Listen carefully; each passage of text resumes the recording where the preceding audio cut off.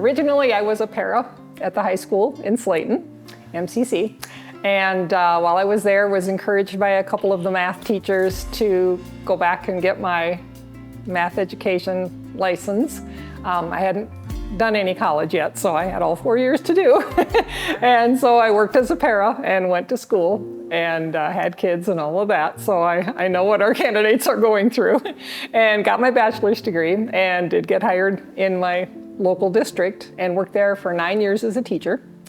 During that time, I got my master's degree and started teaching concurrent enrollment classes. So I was teaching like Calculus 1 through SMSU for my students. And I was also hosting student teachers from time to time and things like that. And so an opportunity came up at SMSU. They needed someone to fill in half-time in math and half-time in education. They had a couple phased retirements going on. And so I was asked if I would consider doing that. And that sounded kind of cool. So I got a leave of absence from the district and they allowed me to do that for 2 years. So I went and did that. And then those positions opened. And so then I had a decision to make. It's like, do I want to go back to the high school? Do I want to try the college thing?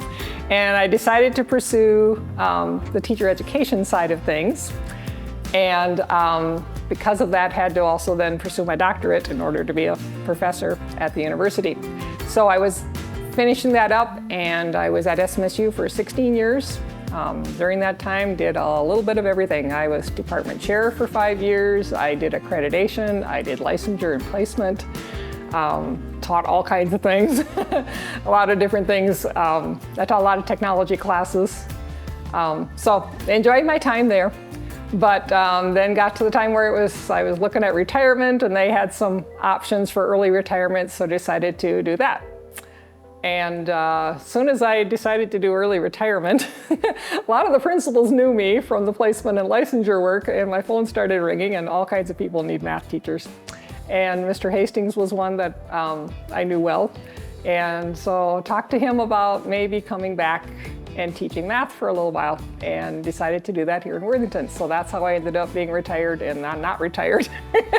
And so this is my 3rd year in Worthington. I plan on teaching 1 more year and then really retiring. So when I was at SMSU, they were an original partner in looking at the possibility of starting a partnership between SMSU and Minnesota West and ISD 518, so that people who were interested in becoming teachers would not have to leave Worthington and drive all the way to Marshall to attend school. And I was all over that because that was me, right? I was this working mom that had Marshall been any further, like even 10 more miles, it probably would not have been possible for me to make it all, juggle everything and make it work.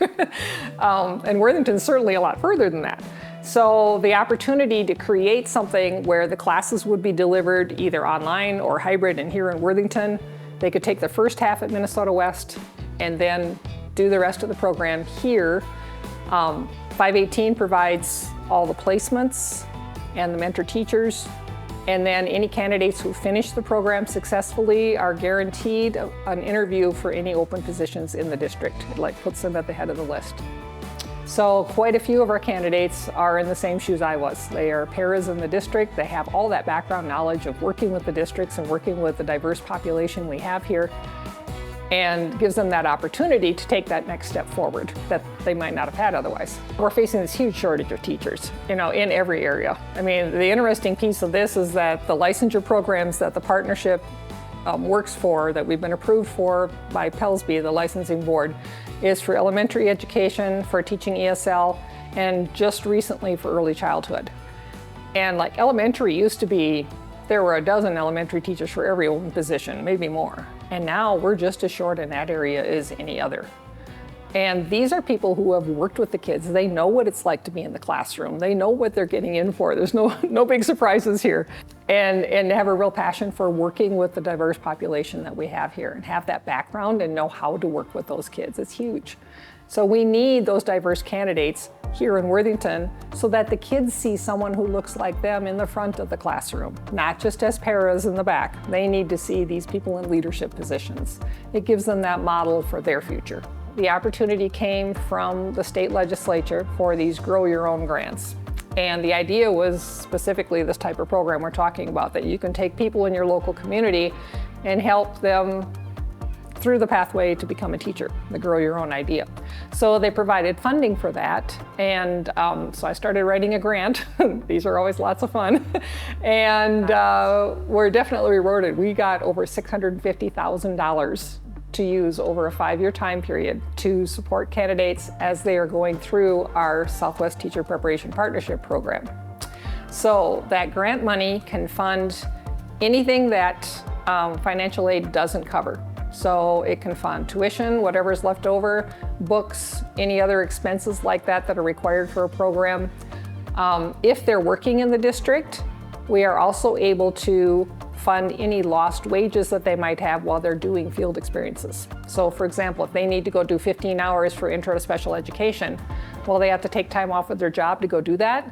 We've got it set up now so they just clock in for their field experience hours and clock back out and then go to their regular part of their job, and they are paid for those hours that they missed from working through the grant. Same thing happens for student teaching. They are allowed to work half-time and student teach half-time. They do it for a whole year instead of one semester full-time, but that lets them keep their job because so many of them can't afford to not work during student teaching. That's huge. And so the grant actually pays that half a day of missing wages all the way through. So we are able to, whatever financial aid doesn't cover, there's no cost to the candidates as they go through this program.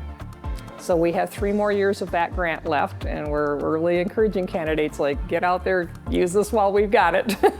We don't know if that opportunity will still be here 3 years from now, if the legislature will renew that sort of thing or what will happen. So, but we've done a really great job of using that. I believe we spent over $100,000 just this year alone of that money to support our candidates with all the costs of going to college. I love seeing the attention that becoming a future teacher is gaining in the community.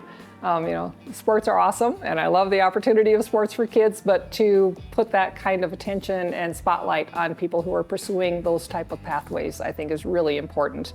And it gives underclassmen that idea of oh, didn't know I could do that. Maybe this is something I could do too, or they start thinking about it. So I really like that we're starting to, really give that importance and that notoriety, recognition to the candidates who are considering doing that. It's an awesome profession. I guess, I've altogether been in it for over 30 years. So it's never the same from one day to the next. You have different students, you teach different topics within your content area. It's always changing. Every group of students has a different set of needs, but it's so nice. I love, now that I'm in my 3rd year here, being able to see kids that were freshmen and now they're in my Algebra 2 class, and watching them grow and seeing, where they're strong, where they still struggle, what can I do to help them, learning who's their brother or sister or cousin, things like that, just getting connected to the students. You can find a job pretty much anywhere. You write your own ticket now. There's so short of teachers. You go where you want to go. And I do think being a para or working in the district is an absolutely wonderful way to get that hands-on training that school can't teach you in the books. The more experience in the classroom you can get, the better. You just can't replace that. So I really always encourage my candidates, if you're thinking about working, come work here as a para. This program is designed specifically to work with that, so that you're not taking 12 and 15 credits a semester. You're taking maybe 9, so that you can manage working and taking your classes so that you can get that rich experience. So this is definitely the time to become a teacher.